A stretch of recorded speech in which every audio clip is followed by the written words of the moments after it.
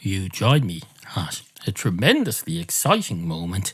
It's Into Your Head, number 798. It's been 8 years. We've been stuck in the 790s. Absolutely fucking ridiculous. I can tell you, when we get to episode 800, I'll just have a new lease of life. I won't be chained to the 700s like I've been for the past several years. Oh, it's like having a chain attached to my neck that's attached to a giant ball bearing, except the ball bearing isn't round. It's some jagged shape, so it doesn't even roll along the ground. So it's not even portable.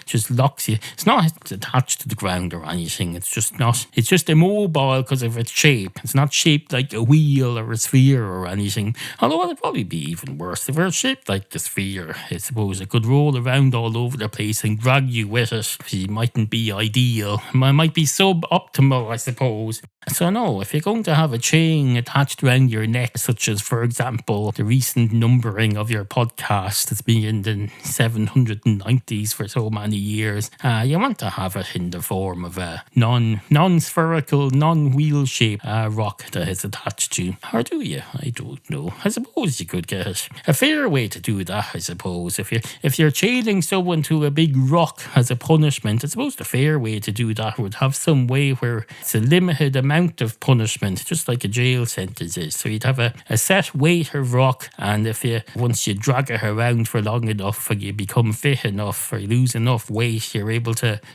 move around with it properly, and it becomes basically you've run out your sentence. You become free of it, although it'll still be attached to you, I suppose. And then it'll benefit you because you'll be dragging that around all day. You probably have a new lease on life from all this weightlifting you're doing every time you move.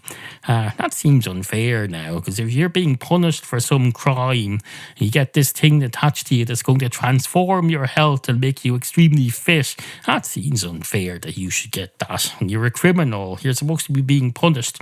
The victim should get the chain and the ball then, surely, because they should get to have this bonus new lease of health by having... Why should the criminal get that? No, that's fucking ridiculous. That whole criminal system is wrong, if that's the case. All the benefits you get from going to jail, and the victim gets to just get on with their lives and go to work and not get any benefit out of this. The victim should be allowed to go to jail as well and get all the free food and the luxuriating on the metal bed and being able to piss in the toilet that's a foot from your bed. You barely have to move around the house, and you have cleaners come in and make sure there's no drugs in your bed or anything. No. I'm not saying every crime victim would want to do this, but if you're a victim of crime and they're asking you, when they've sentenced the fella who did the crime to you, and they're deciding at the end to weigh up everything and decide to look at the victim impact statement and all of it, the victim should get an option. I'm not saying they should want it, but the victim should get an option of the victim going to jail instead, if they want to. They just might want, just for their fun, just for the novelty of it. It'd be like a little holiday, or a little bit just to see how the other half live. The victim might say, as my reward for having this crime done to me, I'd like to experience jail for a year or two, see what it's like. Maybe turn it into a reality show, and then while I'm in jail, the fella who did the crime to me can be put in charge of cleaning my house, maybe renting it on Airbnb for a couple of years and looking after all that until I get out. That could be his punishment. I don't know. That seems a good idea to me. Does it seem like a good idea to you? It probably doesn't. But you don't have an imagination. I do. That's okay, because you could I'm giving you imagination here. Just absorb everything here from my imagination into yours, and then you'll have the same imagination. If this isn't imaginary enough for you, there'll be two cats walk into a bar story along in a few minutes that'll help you with that. If I remember rightly, it turns into a fella standing in the pharmacy, and also a kid standing in a sweet shop, and the pharmacy fella is wondering why either Robbie or Robin Williams isn't working in the pharmacy with him anymore, or something along those lines. Anyway, where was I? Oh yes, the jail thing. You used to have the option of being allowed to go to jail, and of course if the victim gets all the choices, then the crime fella shouldn't get any choices. He should have the option of going to jail, but he's allowed to... Oh, maybe maybe you should get the option of becoming a prison guard. Because being a prison guard is a job nobody wants to do. They should make the criminal do it. They should make the criminal become a prison guard. Because they make criminals do jobs in jail. They make them do stuff like push around the library trolley, handing out books to people so they can read up about everything. So they should have criminals doing the prison guard job. Where they guard they'll be very good at it. Prisoners they get on well with people. Whatever. You developed that idea yourself. I'm done with it.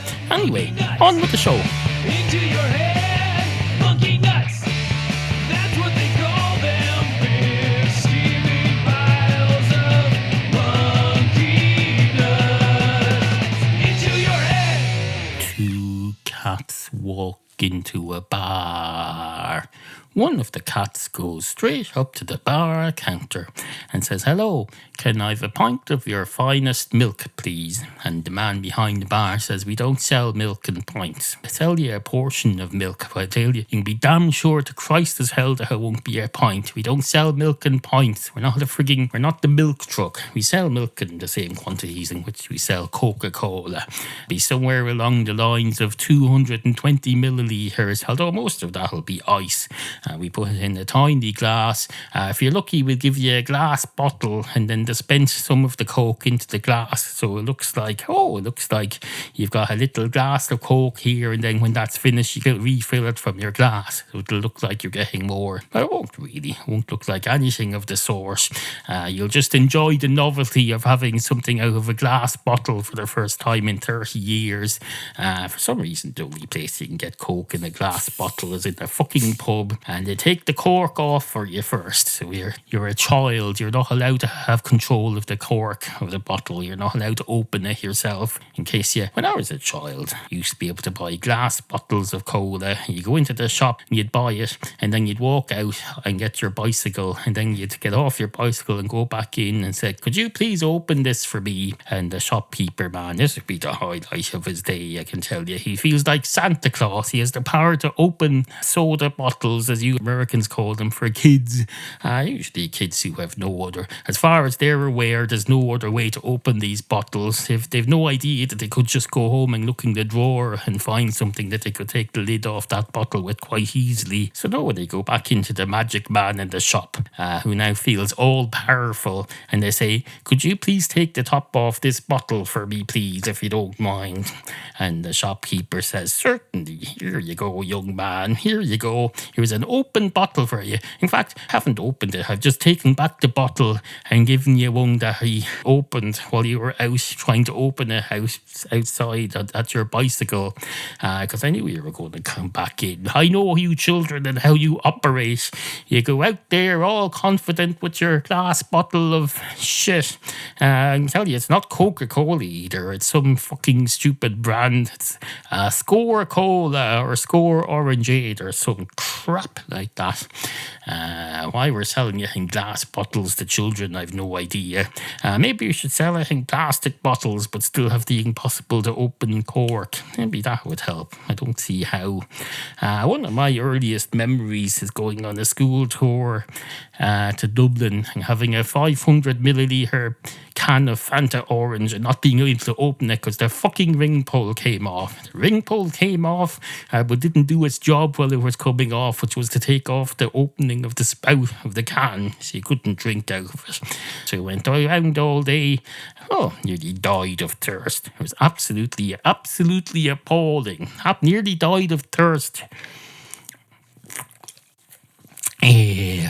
Anyway, this fella the man behind the bar. Yes, he says, you can't have a glass of milk. You can't have a pint of milk, but you can have a portion of milk. I'm not going to say a glass. Because if you're coming in asking for a Coke, you wouldn't say to the barman, can I have a glass of Coke, please? He would not. He'd say a Coke. And he'd give you a Coke, which would be whatever one measure of Coke is in his bar tendering system. What's the measure of Coke? I don't know.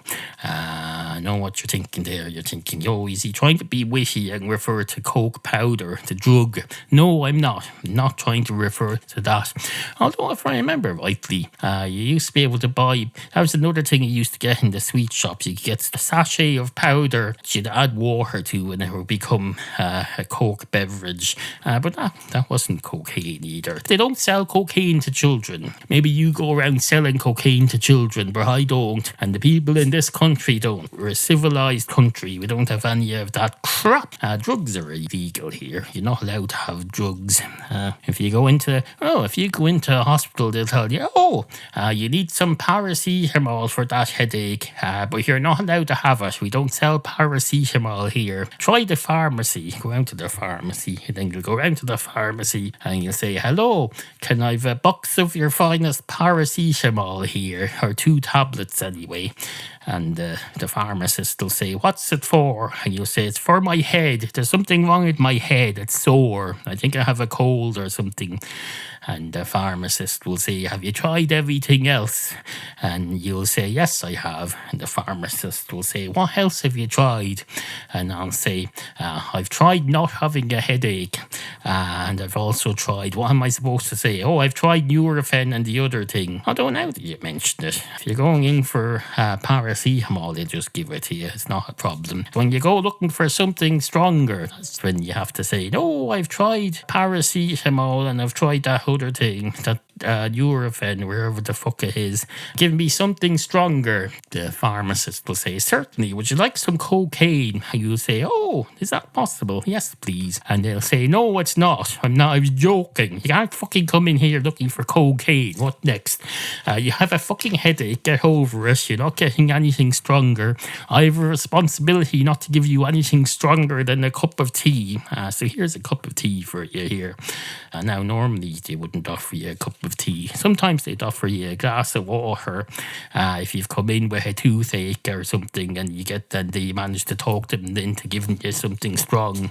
They give you a glass of water to wash it down, and you'll say, no, I'm allergic to water. That's very irresponsible of you. You should have asked me about that. My prescription just says, I don't know. Well, no, I don't have a prescription. If I had a prescription, we wouldn't be having this conversation. Because I'd be drugged up instead of doing a podcast and creating this conversation. But no, that's how pharmacies work. Anyway, the man behind the bar says, here you go. Here's a portion of milk for you, cat.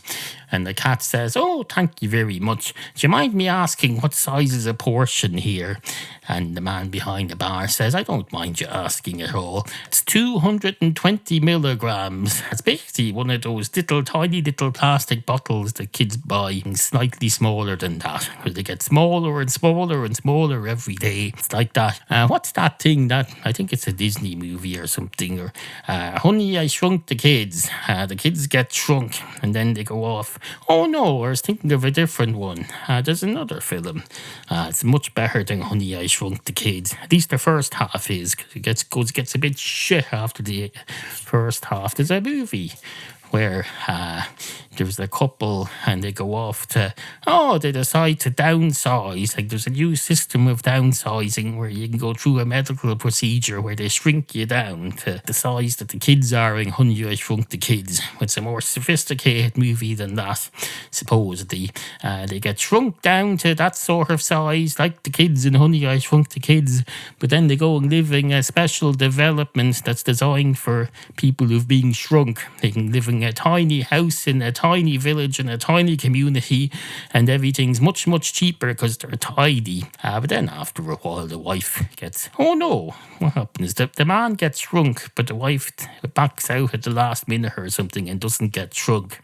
The man ends up living in the community and the woman doesn't. She stays full size, and then at some point something happens and a load of other crap happens. For some reason the man ends up travelling to some other country to do some sort of aid work up some mountain or something. I completely lost track of the thing because it got ridiculous after that. I was perfectly happy for the first half. You had a tiny man moving into a Lego village to save money and live a cheap retirement in a lovely little tiny village. But then, it just got confusing later on. They tried to find meaning in all of this. Absolutely fucking ridiculous. Anyway, and then the cat says, so 220 mils, is that right? And the man says, well, don't quote me on that, but yeah, that sounds about right. I don't really know the mils. We think in pints here, and in fact, we don't really think in pints when we're pouring stuff. We just look at the marker on the glass, and the marker, we don't really look at the marker, because I've been a barman for 85 years. I don't need a line on the glass to tell me how far up to put the liquid. I do not. I just pick up the bottle and I put my thumb over the top of it and release my thumb for half a second, and whatever amount of liquid spills out of the bottle during that half a second is a measure. So I put that in there. Now I know what you're thinking. You're thinking a Coke isn't supposed to be distilled as a measure. A Coke is something that you put in on top of the measure of spirits. You get a measure of spirits and then you get a full portion of Coke in on top of it if you want the mixer. No, I've never worked in a fucking pub. Have you worked in a pub? You probably haven't. And the cat says, no, I haven't worked in a pub, but I'm kind of surprised to hear you say that you haven't worked in one either. And the man behind the bar says, oh, I suppose that's true. Have you ever worked in a pharmacy? And the cat says, no, I haven't. Have you? And the man behind the bar says, no, but I've imagined it. I've imagined working in a pharmacy. I imagine it's quite a challenging job because you have people coming in here looking for drugs. They're trying to get high or get well. They're looking for some fix to fix their illness and to make them feel less sick or less dead. They're basically looking to be kept alive. They're addicted to being kept alive and not in pain. See, they come in here saying, can I have some drugs, please? Except they don't usually say it straight out like that. They'll say, do you have anything for a headache? And I'm expected to suggest paracetemol or cocaine or something. And they'll go, oh, that sounds a bit strong. Would you recommend that for me? And I'll say, it's not for me to recommend or disrecommend. I recommend not living a lifestyle where you keep getting a headache every 2 years and having to go to the shop to get pharmacies stuff such as paracetamol.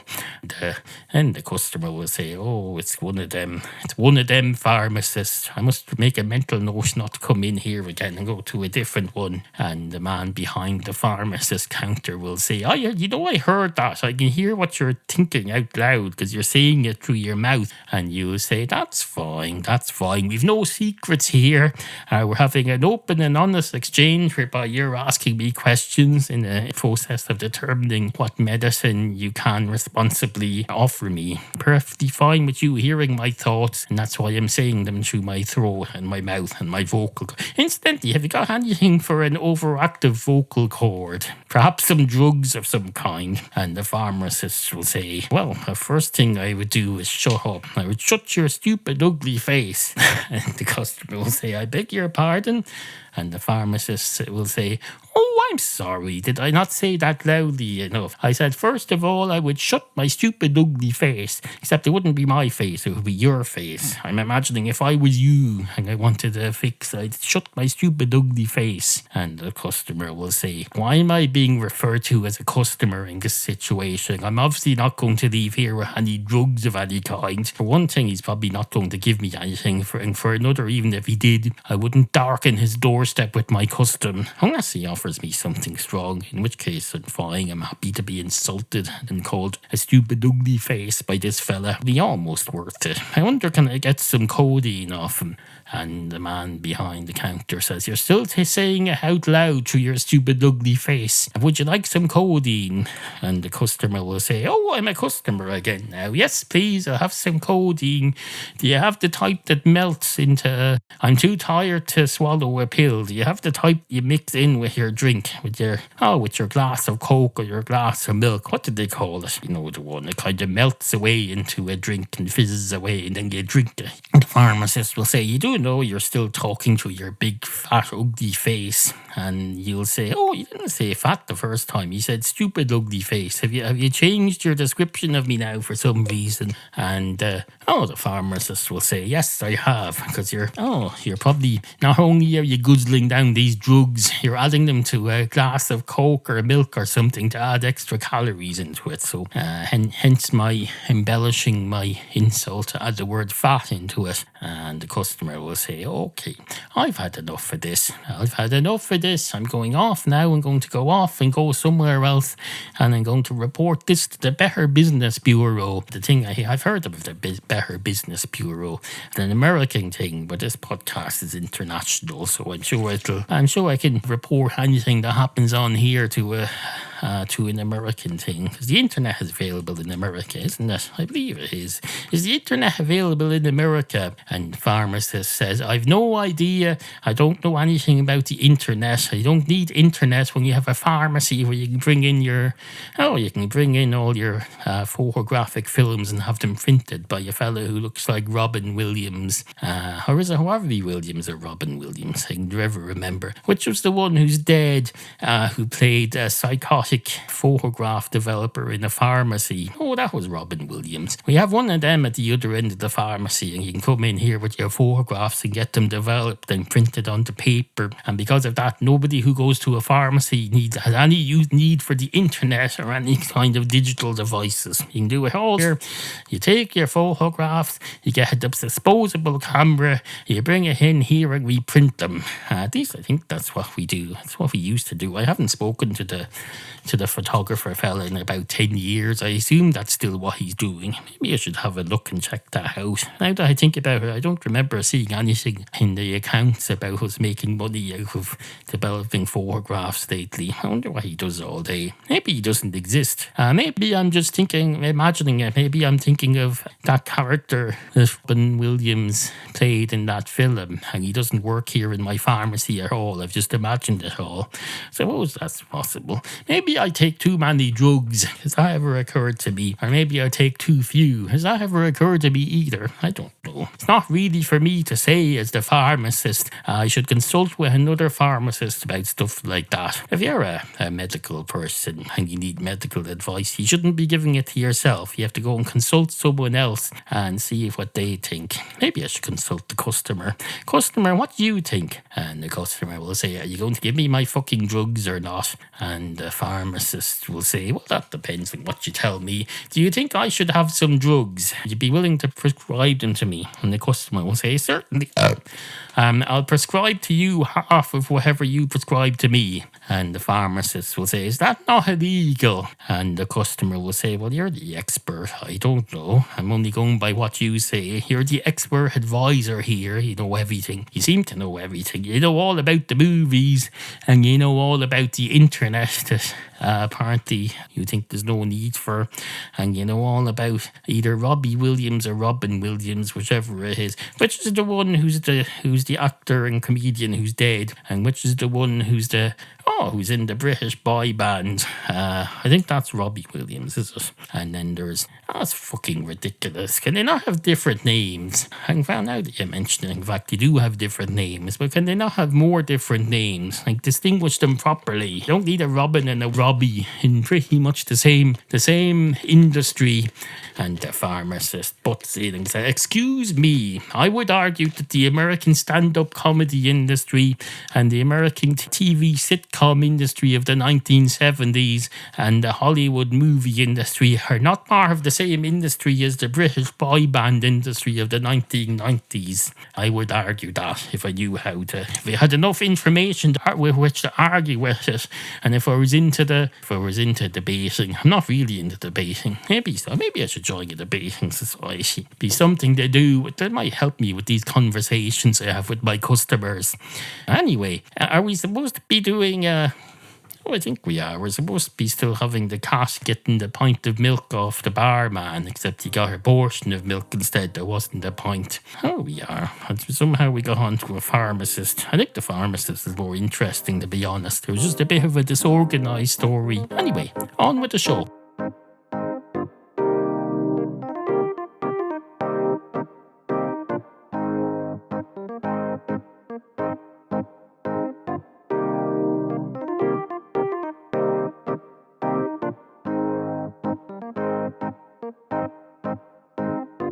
Now, I know what you're thinking there. You're thinking, what in the name of Christ was that? What in the name of Christ, Jesus Christ on a popsicle stick was that? Who's some fella coming on here talking about how prisons should be an option for victims. You want to send them off to prison now. You want to punish people for being victims of crime. Have you absolutely fucking lost your mind? You absolutely fucking nut who drinks too much energy drinks and then crams coke down his face like there's no tomorrow, and then drinks more energy drinks and tops it off with coffee and then goes into the spare room and talks this shit. That's what you're thinking.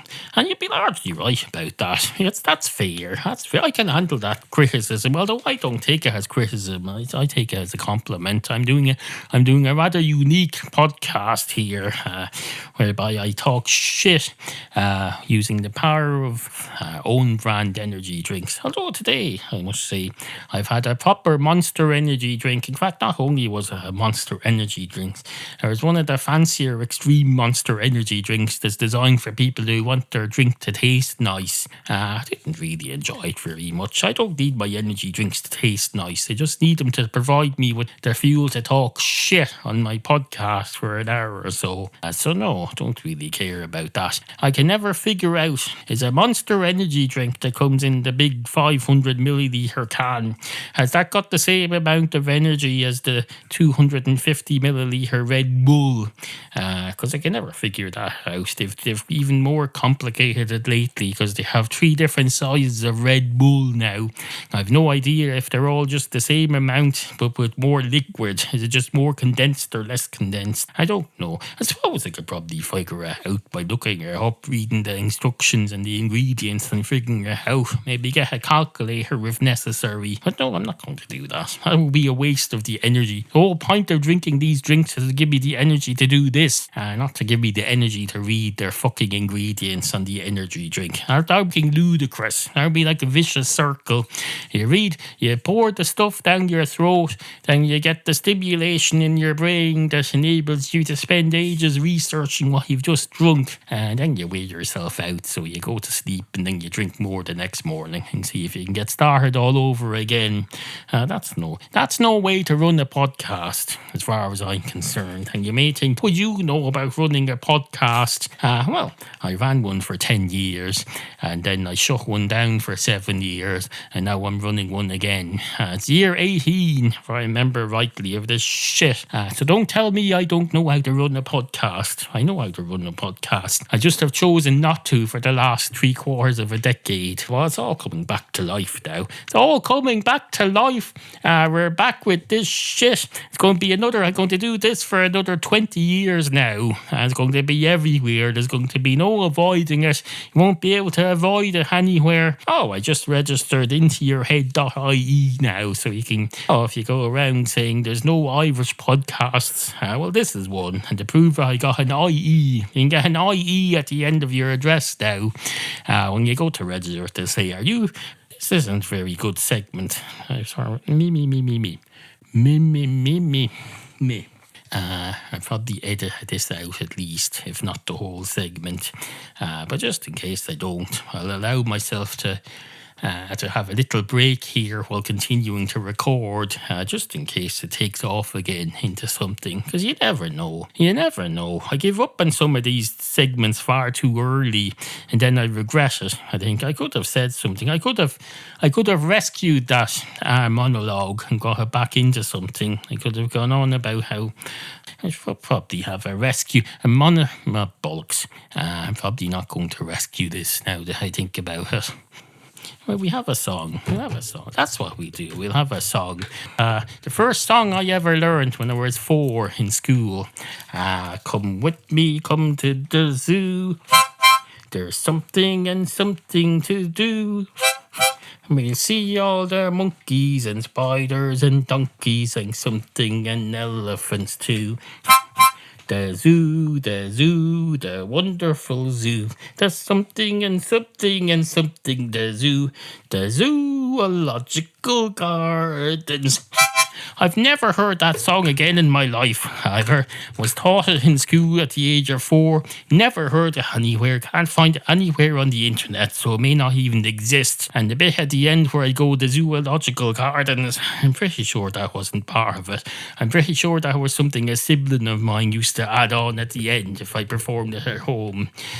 He's probably thinking of something else, because they wouldn't just add the zoological gardens on at the end of a children's song. That would be ridiculous. That would be ridiculous. Already, they're barely learning the word zoo. You're not going to add on zoological gardens at the end and say, oh, you can't be just saying the zoo. You're nearly 5 years old now. It's time to learn some more vocabulary. Learn zoological gardens. It would not. At the very least, you go zoological and not say the gardens part, because the gardens part is going to confuse them. You've been telling them that this is a place for animals, but now you're adding on the word gardens to it. Absolutely fucking ridiculous. They'll be going, if you do that, they'll be going into farms that grow crops and plants and things and don't have any animals, and they'll be expecting to see cows among the grass crop. Well, you do have cows among the grass. Well, cows among the corn and the vegetables and the parsnips and the things that are grown on an arable farm. That's what the kids will be expecting if you do that. If you mix in gardens with the concept of zoology. Absolutely fucking ridiculous. Absolutely fucking ridiculous. That's what it is. You'd also have to explain to them how that works when you have animals who eat gardens. Because the animals don't re-sow the gardens when they eat it. That's not sustainable. An animal living in a garden is not sustainable unless that animal has gardening skills. And you can be damn sure the Christ as hell is the nearest an animal. Most animals have the gardening skills. Is producing manure, which can be used by gardeners. But that involves they're not going to do the gardening themselves. So that's not going to work. That's not. I'm glad I kept going with this segment now. It's led to something. Got on to this. I really wasn't expecting that. That's fantastic. That is absolutely fucking fantastic. We do the song again. I'm back into it again now. I'm all enthused. Come with me, come to the zoo. The wonderful, wonderful zoo. There's spiders and monkeys and tigers and donkeys and lions and elephants too. The zoo, the wonderful zoo. There's such a something and something to do. The zoo, the wonderful zoo. Could also be called zoological, but not gardens. Let's call it a zoological park for now, shall we, kids? Yeah, we do. And then, of course, the kids go, Teacher, why do we have to get someone else in for an hour every Thursday to teach the singing? Have you something wrong with your voice or your ability to teach music? This is a bit weird, to be perfectly honest. Once a week, we all get ferried out of the door and across the corridor up to some other teacher who for some reason is the only one blessed with the ability to teach us songs about the zoological park. But you're entrusted with teaching us everything else, including language, maths, religion, physical education, everything else. But no, for some reason, songs, you just give up on that and send us up there. That's a bit weird, isn't it? A bit weird. Although I probably won't even think about that until I'm 47 and doing a podcast about you. Absolutely fucking ridiculous. That was a weird school now that I think about it. They had outdoor toilets, if I remember. I think they had indoor ones as well. But when you were outdoors, you used the outdoor toilets. They were in basically a shed up at the top. Halfway between the school and the nuns' convent, you'd go to an outdoor toilet, be fucking freezing, and then there was a thing in the field beside there that everyone said was quicksand, like a swampy area of a field. So I'd take a wide berth around it because my classmates had told me that if I go into that, I'll drown in mud and sink in like that woman on Star Trek The Next Generation, except she fell into a talking swamp. No, that's not what. You don't tell that to children. Well, you do, because you were a child at the time and you told me that. But no. Anyway, on with the show. Now, I know what you're thinking there. You're thinking the zoo. Oh, I remember the zoo. I was brought there as a child. It was a horrible place. I realise now it was a horrible place where animals were abused and treated like circus animals, or basically put on to parade behind bars. But you're thinking, I'm very much against that sort of thing, and I'm very disappointed that this fella was into a zoo song when he was 4.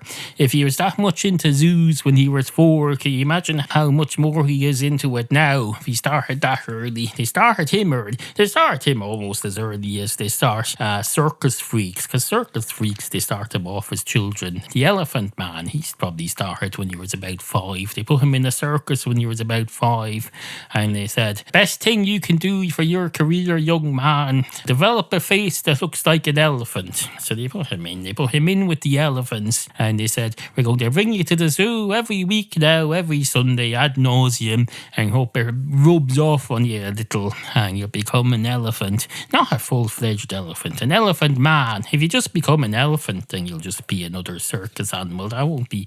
You can't just. That's the problem with this. You can't become an actual elephant, because then you're not a freak. You have to remain a man, but become an elephant man. No one wants to go and see just an elephant who's an elephant.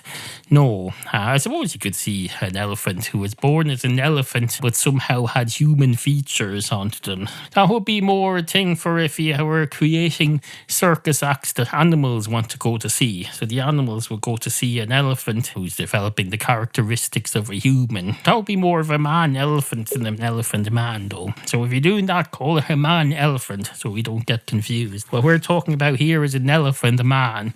And an elephant man is a man who's being brought up to be a circus performer, and he's being, from an early age, coached into becoming more elephant-like, but not a complete full-fledged elephant. Just be a human, but be elephant-like. Then when you're about 18, we'll bring you to the doctor, and we say, I don't know what's going on here, but I've spent the last 18 years training my son to be more like an elephant, and now he's a freak. Can you register him as a freak, please?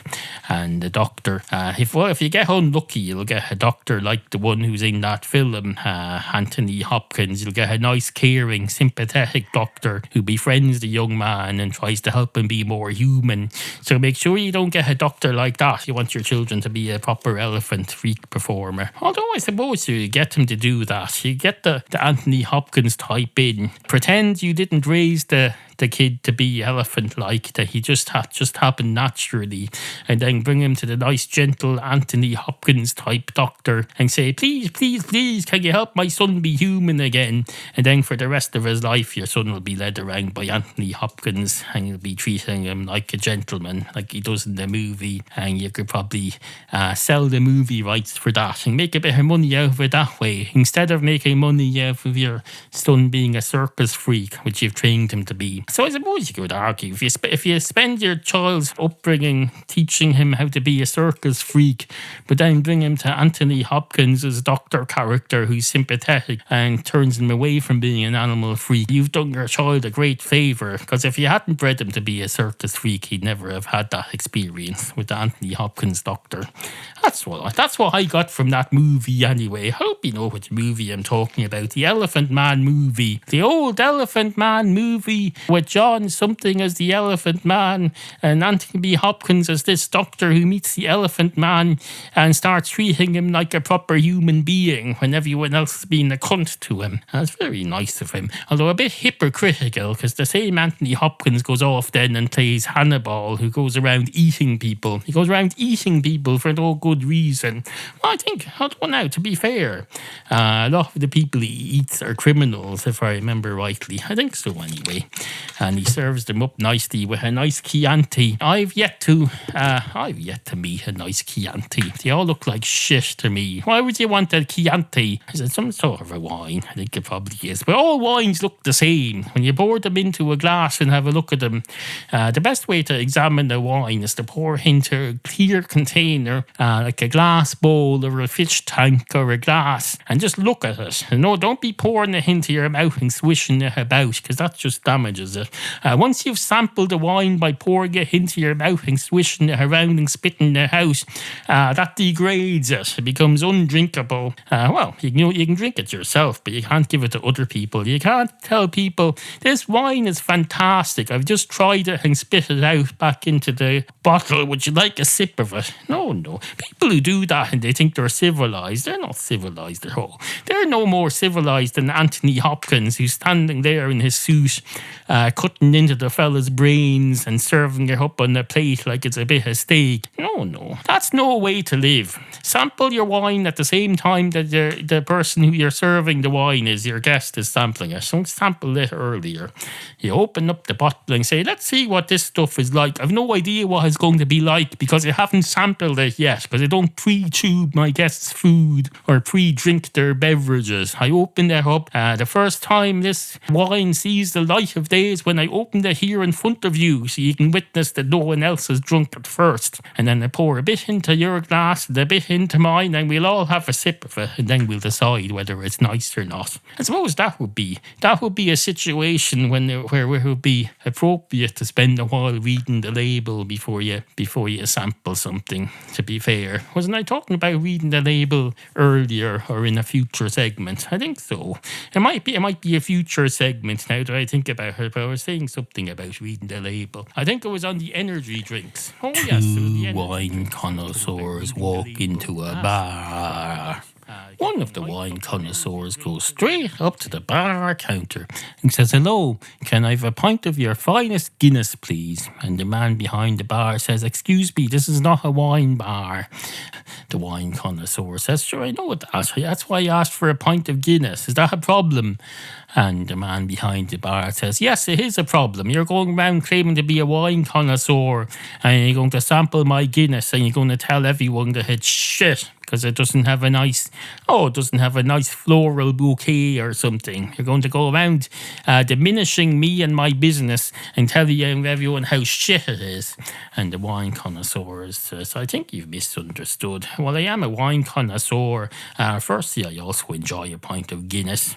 And also, I'm not a wine reviewer. I'm not coming in here to review your wine or review you as a wine bar or anything. I'm just coming in here to have a nice pint of Guinness with my friend over here who also happens to be a wine connoisseur. By the way, how do you know we're wine connoisseurs? We didn't mention it or anything. You're just guessing. And the man behind the bar says, you're introduced to me as wine connoisseurs. It was said to me 2 wine connoisseurs walk into a bar. So I took that to mean that you were both wine connoisseurs. Excuse me for listening to how you're introduced and narrated and taking it as the truth. I don't take it as gospel, but I take it as the truth, or I take it as reasonably accurate until I hear something to the contrary, such as, for example, you saying, I'm not a wine connoisseur, give me Guinness. And the wine connoisseur says, well, I'm not going to say I'm not a wine connoisseur, but I did ask for Guinness. As a wine connoisseur, not allowed to have a pint of Guinness. Is that a fucking problem now?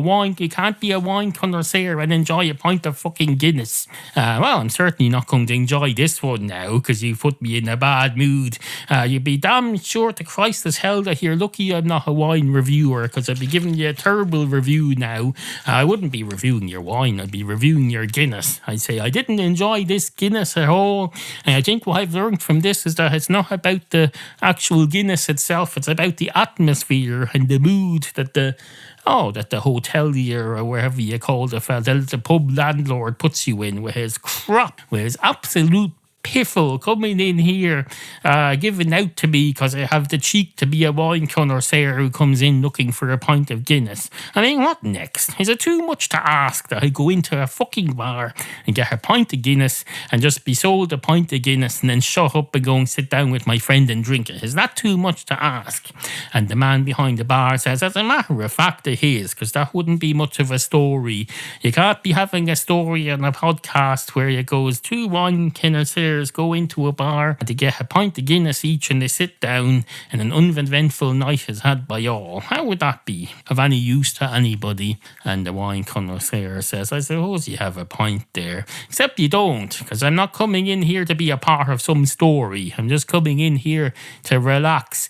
And if my quietly drinking a pint of Guinness in my friend isn't exciting enough for you, you can go and say something like, meanwhile at the other end of the bar, bar, there's two cats enjoying a pint of Guinness, and the following situation occurs involving them. Hey, have you thought of that? The man behind the bar says, it's not really my job to think of these things, but I suppose, yes, that sounds like that could work. Although, if that's the case, you would wonder why he didn't start the story with the two cats at the end of the bar in the first place. And the wine connoisseur says, I think you'll find he did. He did that two cats walk into a bar story earlier, and then he came back and did this. And the man behind the bar says, who are we talking about? And the wine connoisseur says, I don't know. Some fella.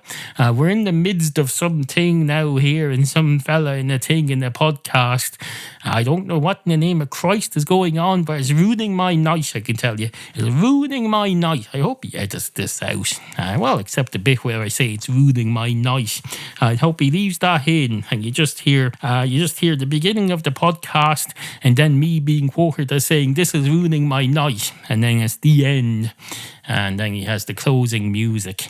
Have you noticed he's done something to the closing music recently? I think he did that. He got one of his old songs, the jingles with the voice on them, and removed the voice. He's done the same thing to his jingles that that the Beatles did to that new song that they just brought out. They lifted John Lennon's piano off them, and he's lifted the voice off them, and he just has the instrumental now. You'll hear it at the end of the show, unless he decides not to use it this week out of spite.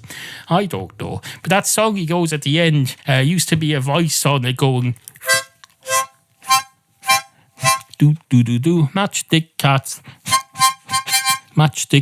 and stuff, something along those lines. But he uses it now without the voice. He's removed the voice using AI or something. The same thing. It's exactly the same thing. There's a new Beatles song out now, just come out. It's called Now and Then, and you have John Lennon, who's dead, singing on it because they extracted his voice from an old tape where up till now you couldn't hear him behind the piano. So they extracted him from behind the piano, and then they turned it into a new song, and they put the two non-dead Beatles on it. And then George Harrison, they got Paul McCartney to play guitar in the style of George Harrison. That was his only involvement as far as I can see. Absolutely fucking ridiculous. Absolutely fantastic as well, because it's very interesting as well. It's ridiculous. Something can be interesting and absolutely ridiculous at the same time. The fact that something ridiculous is happening can be an interesting thing. That's what I find anyway. How do you find that? And the man behind the bar says, yes, I do, as a matter of fact. That's very interesting now. I'm sorry to have disrupted your evening, by the way. Please go and enjoy your pint.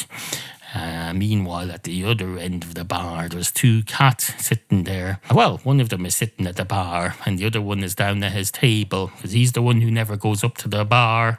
He sits there and waits for his pint to turn up, unless it's his round, in which case he goes up, and the other cat becomes the other cat. I never say which cat goes up to the bar. I just say one of the cats goes up to the bar, but you should take it as read that each time they take turns. There's not one fella who's just letting the other fella buy all the rounds. No, just take it as read. Cats aren't very social creatures to each other, but when they are, they don't fucking go ripping each other off. Well, they'd like to, but the other cat wouldn't let them away with it.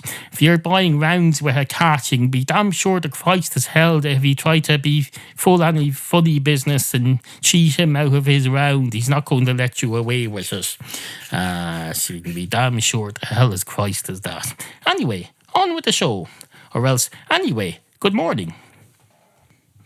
Delete as appropriate. No, I know what you're thinking there. You're thinking he's got some problem with either wine connoisseurs or Hannibal Lecter or pharmacists or that character who Robbie Williams or Robin Williams, I can never remember which, played in the pharmacy, or sweet shop owners, or criminals, or victims of crime, or someone else. He seems to have a problem with everyone. He has a problem with everyone, because that's the only reason you'd say anything in a podcast about them, is because you have a problem with them.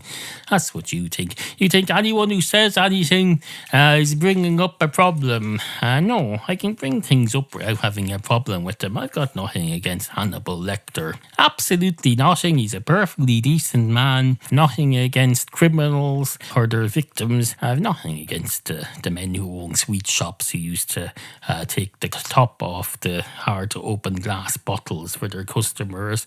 I have nothing against the two cats who walked into the bar, or the two wine connoisseurs who walked into the bar, or the barman who argued with them. I have nothing against any of those people at all. In fact, I created all of those people. Those are people I created in my imagination. If I had a problem with them, why would I bring them up at all? I wouldn't create them at all. I'd leave them uncreated. I'd leave them wallowing in misery in nowhere land, where they don't even know they exist. I'd be miserable.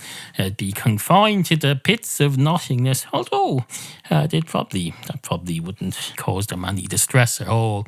And probably by bringing them into some kind of existence in my imagination here, I'm probably causing them slightly more suffering than they would be having if I'd left them just not existing at all, if anything. But that's only if you believe that I'm bringing these people into some sort of reality where they can suffer. And if you do, you better explain that, because that's your theory, and I know nothing about that. So you better have some sort of a theory. Send me a link to your theory that these people who I discuss in my imagination are somehow suffering just because I put them suffering in a story.